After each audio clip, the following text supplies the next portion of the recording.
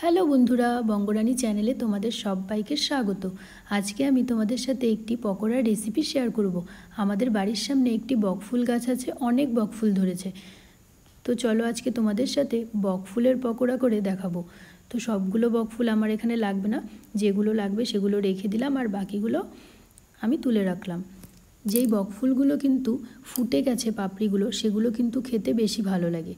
আর যেগুলো এখনও কলি আছে সেগুলো পকোড়া সেগুলোও ভালো লাগে, কিন্তু যেগুলো ফুটে গেছে সেগুলো একটু বেশিই ভালো লাগে।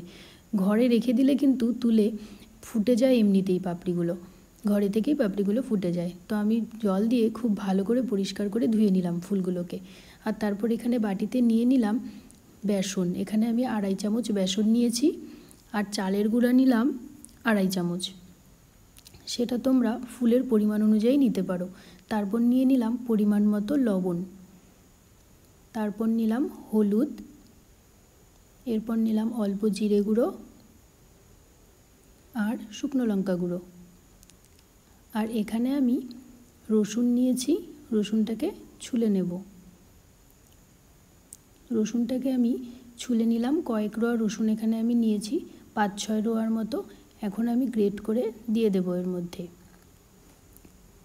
যারা নিরামিষ খাও তারা কিন্তু রসুনটাকে অ্যাভয়েড করতে পারো, আর যারা নিরামিষ খাও না তারা কিন্তু রসুন পেঁয়াজের ফ্লেভারটাতে কিন্তু আরও বেশি ভালো লাগবে খেতে। তারপর এখানে অর্ধেকটা পেঁয়াজ নিয়েছি, পেঁয়াজটাকেও গ্রেট করে দিয়ে দিলাম এর মধ্যে। সবটা কিন্তু দিইনি, অল্প কিছুটা দিয়েছিলাম। তারপর এর মধ্যে জল দিয়ে দিলাম।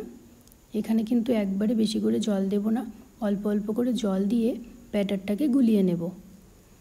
এখানে একটি কাঁটা চামচের সাহায্যে আমি ব্যাটারটাকে অল্প অল্প করে জল দিয়ে খুব ভালো করে গুলিয়ে নেব। বেশ কিছুক্ষণ ধরে ব্যাটারটাকে ভালো করে ফেটিয়ে নিলাম। এখানে কিন্তু ব্যাটারটা রেডি হয়ে গেছে। আর ফুলগুলোকে এর মধ্যে এভাবে দিয়ে দেব, একটা একটা করে ফুল এভাবে দিয়ে দেব। আর চামচ দিয়ে ব্যাটারটাকে চারদিকে ফুলের এভাবে লাগিয়ে নেব।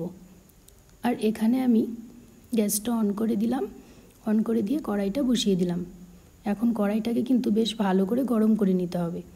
বেশ ভালো করে গরম করে নিয়ে এর মধ্যে আমি সরষের তেল দিয়ে দিলাম। তোমরা কিন্তু সাদা তেলেও ভাজতে পারো, বা যেই তেল ব্যবহার করো সেই তেলেই ভাজতে পারো। এরপর আমি এভাবে ফুলগুলোকে তেলের মধ্যে দিয়ে দেব। তো এক এক করে কিন্তু এভাবে আমি ফুলগুলো ব্যাটারটার মধ্যে দিয়ে দেব। তারপর খুব ভালো করে ব্যাটারটা লাগিয়ে নিয়ে তেলের মধ্যে দিয়ে দেব।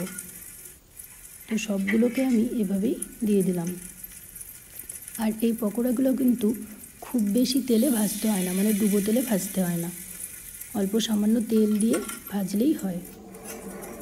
এখন কিছুটা ভাজা হয়ে গেছে এক সাইড, এখন আরেক দিকটা উল্টে নেব। আর খুব কম সময়ের মধ্যেই কিন্তু হয়ে যায়, 5 মিনিটের মধ্যেই পকোড়া রেডি হয়ে যাবে।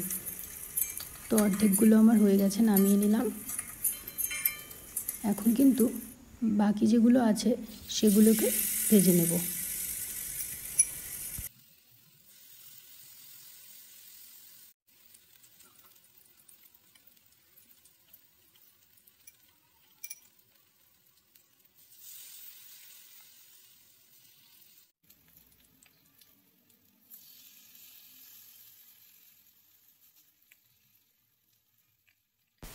এভাবেই আমি সবগুলো পকোড়াকে এক এক করে ভেজে নিয়ে নামিয়ে নেব। তো পকোড়াগুলো কিন্তু আমার সবগুলো ভাজা হয়ে গেছে, এখন সবগুলোকে এক এক করে নামিয়ে নেব। তো তোমাদের যদি আমার এই ভিডিওটা ভালো লেগে থাকে, লাইক, কমেন্ট আর শেয়ার করে দিও। আর দেখো পকোড়াগুলো কিন্তু বেশ মুচমুচে হয়েছিল। আর আমার এই চ্যানেলটা যারা সাবস্ক্রাইব করোনি তারা প্লিজ সাবস্ক্রাইব করে দিও। আজকের